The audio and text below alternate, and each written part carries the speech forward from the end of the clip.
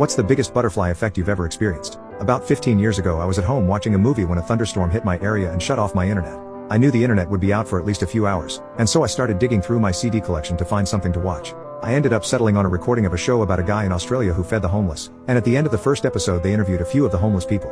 Their names flashed up at the bottom of the screen as they were being interviewed, and when the third man started getting interviewed, I had to double take and rub my eyes in disbelief. This man had the same name as my long-lost brother who I hadn't seen in 20 years. The more I inspected his features, the more sure I became that this was my little brother who we lost in a flood all those years ago. I called the TV program as soon as the power went back on and got in touch with the guy, and he managed to track down my brother and passed on my phone number. A couple of days after I made the original call, I got a call from my little brother. I couldn't believe it. I started crying as soon as I heard his voice. I told him I was buying him a plane ticket to come live with me right now, and if he refused I swore I'd fly over there and get his butt on that plane myself. He chuckled and agreed.